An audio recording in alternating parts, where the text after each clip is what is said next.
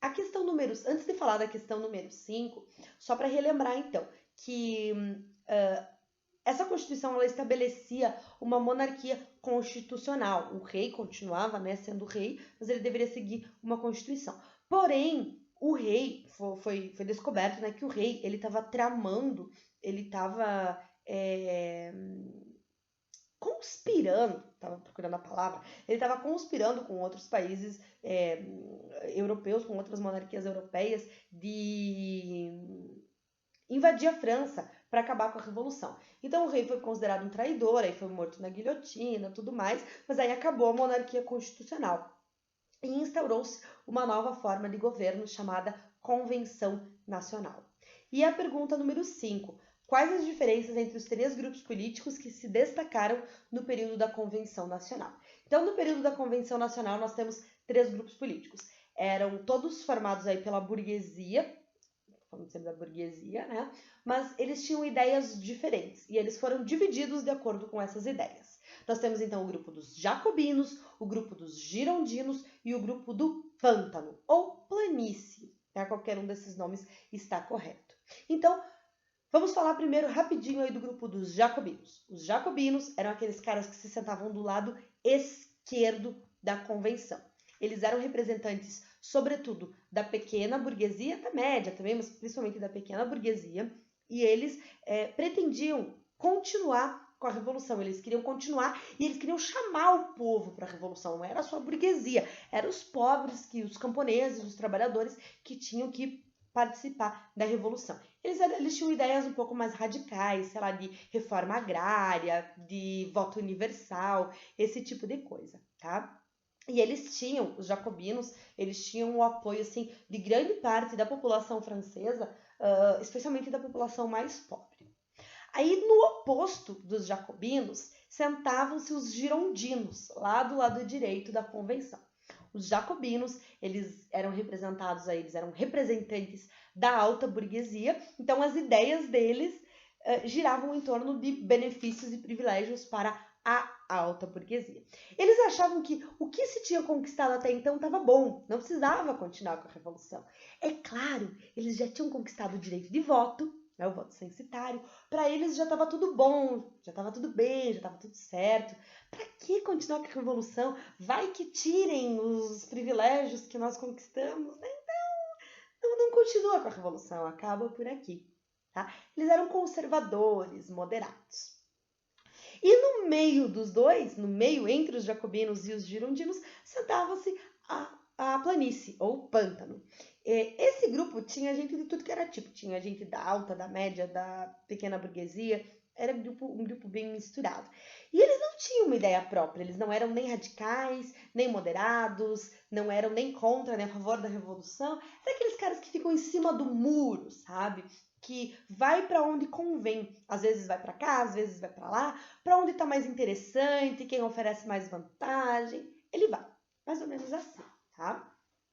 E como você sabe também, o grupo que conseguiu chegar primeiro ao poder foi o grupo dos jacobinos, tá? Esses caras que eram mais radicais e que queriam continuar com a revolução. E quando os jacobinos, então, eles subiram ao poder na França, eles tomaram várias medidas populares, né, de reforma agrária, de redistribuição de terras, várias coisas. Mas o que mais ficou marcado durante o governo dos jacobinos, nós já vimos também, foi o período do terror. A Prof. gravou um videozinho para vocês assistiram outros vídeos também referentes a esse assunto, né? E esse período do terror, assim, foi uma fase marcada pela radicalização do governo, né? Durante o período do terror, então, os jacobinos estiveram no poder, liderados aí por Robespierre, Danton, Marat, principalmente pelo Robespierre, tá?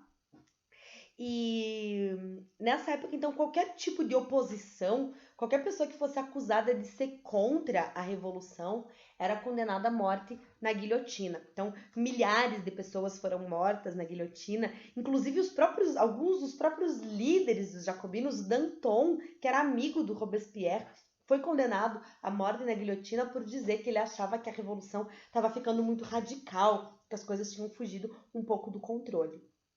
Então, período do terror, porque milhares de pessoas foram guilhotinadas. Então, qualquer coisa assim, eu acho que tá muito radical, vai perder a cabeça, vai morrer na guilhotina.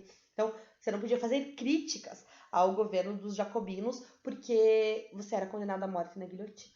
É claro que isso levou a uma insatisfação popular muito grande. As pessoas, assim, elas apoiaram os jacobinos. E aí, de repente, os caras começam a fazer isso, começam a matar todo mundo. Não era isso que a população estava esperando, né, dos jacobinos. E aí a população começou a se opor a esse governo dos jacobinos. E os girondinos, então... eles se aproveitaram, então, dessa situação, né, desse povo que estava contra os jacobinos, para fazer uma manobra e dar um golpe. Prenderam o Robespierre, que era o verdadeiro líder, né, da convenção dos jacobinos. Eles prenderam o Robespierre e condenaram o Robespierre à morte na guilhotina. E quando o Robespierre morre na guilhotina, começa a última fase da Revolução Francesa, que é o diretório, tá? E antes de corrigir a última pergunta, só vou falar um pouquinho do diretório, tá? Então, o diretório foi aquela fase, a última fase da Revolução Francesa, onde os girondinos tomaram poder, a alta burguesia, tá? Mas os girondinos, isso aconteceu em 1795, mas os girondinos, se eles pensavam assim que eles iam ter o apoio da população, não tiveram, tá? Por quê? Porque eles não conseguiam acabar com a Revolução.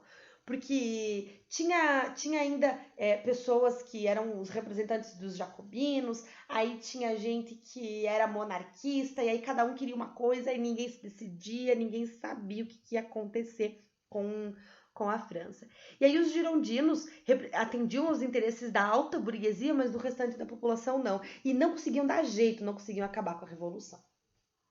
Aí, agora respondendo a pergunta número 7, os jornais da França naquela época, como formadores de opinião, começaram a lançar a ideia de que os girondinos não dava para continuar com eles no poder, que a única forma de acabar com os problemas da França era se uma pessoa assumisse o poder.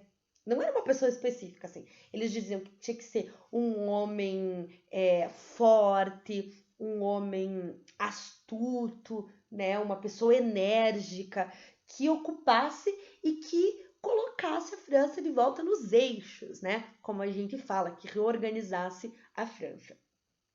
E existia uma pessoa, um francês, nascido na ilha da Córcega, que reunia essas características. Era um general muito jovem, mas que já tinha liderado diversas campanhas militares e saindo vitorioso, inclusive, de diversas dessas campanhas, nada mais do que Napoleão Bonaparte.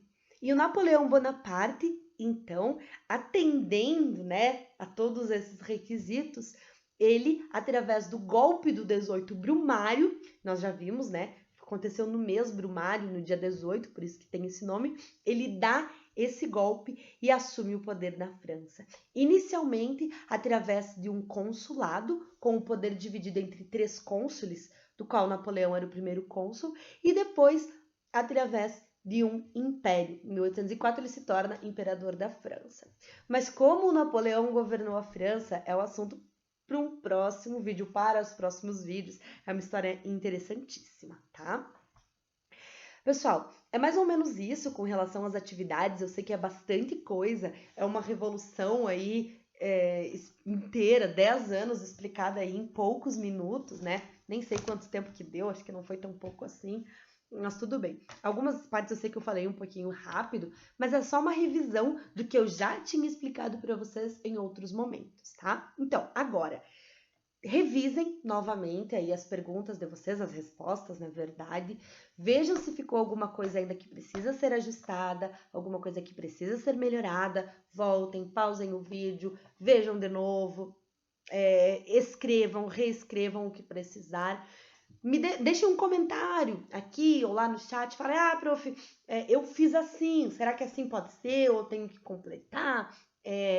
Ou consegui fazer todas, ou tinha ficado com dúvida em tal, ou não entendi tal parte, você falou muito rápido, fiquei com dificuldade, tá? Me deem esse feedback para eu saber como que eu posso colaborar ainda mais com vocês, certo? Espero que tenha ficado claro para vocês, então. Um beijo grande e até as próximas aulas.